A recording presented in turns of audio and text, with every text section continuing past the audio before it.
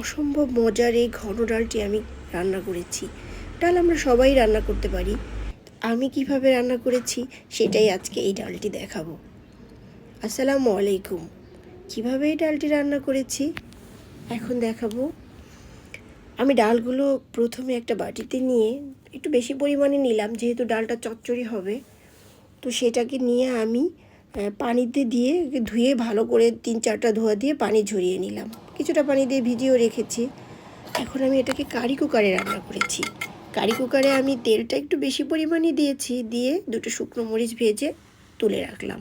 এতে দিয়ে দিলাম আমি জিরের ফোড়ন, দিয়ে দিলাম পাঁচফোড়ন, তারপরে এলাচ, দারচিনি, তারপরে তেজপাতা, সবগুলো দিয়ে একটু নেড়ে দিলাম। পেঁয়াজ আর রসুন দিয়ে দিলাম।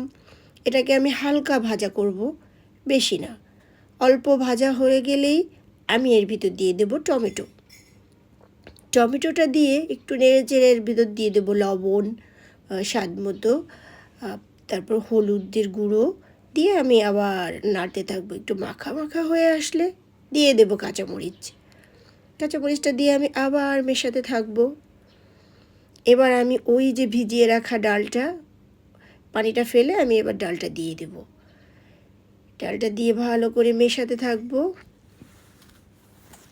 হ্যাঁ, তারপরে আমি একটু ঢেকে দেব যতক্ষণ না ওই ডালের গায়ে থেকে পানিটা টেনে আসে। ডালের গায়ে পানি টেনে গেছে। এখন আমি একটু নাড়াচাড়া করব। তা হাফ হাফ সিদ্ধ হয়েছে। আমি এই পাশে গরম পানি বসিয়ে দিয়েছি। এই যে গরম পানিটা, আমি এখন ওই গরম পানিটা ডালের ভিতর দিয়ে দেব। গরম পানিটা দিলে ডালের স্বাদটা, টেস্টটা খুবই ভালো আসবে। এর ভিতর যখন জালটা উঠে আসবে, আমি আরও কিছু পেঁয়াজ আর রসুন দিয়ে দিলাম। দিয়ে আমি এবার আলতোভাবে নাড়তে হবে, বেশি জোরে নাড়া যাবে না। ডালগুলো যাতে ভেঙে না যায় সেদিকে খেয়াল রাখতে হবে।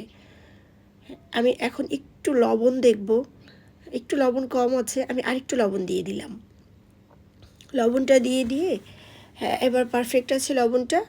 আমি দিয়ে দিচ্ছি ওই শুকনো মরিচ দুটা, ভাজা শুকনো মরিচ। ফ্লেভারটা সুন্দর আসবে। এখন সুন্দর করে জাল হয়ে গেলে, এখন যখন পানিটা টেনে টেনে এসে মাখা মাখা হয়ে যাবে, একদম সুন্দর মাখা মাখা হয়ে যাবে, তখন আমি এই ইয়ামি স্বাদের ডালটি, এই যে দেখুন একদম পানি টেনে আসছে, ডালটাও ভাঙেনি, সুন্দর আছে, অনেক ভালো আছে দেখতে। এই কালারটাও অসম্ভব সুন্দর, স্মেলটাও দারুণ একটা স্মেল বের হচ্ছে। আমি পরিবেশন করেছি একটা সুন্দর কাচের বাটিতে বড়। তো দেখুন কত সুন্দর কালার, অসম্ভব সুন্দর ঘন, সুন্দর। Thanks for watching.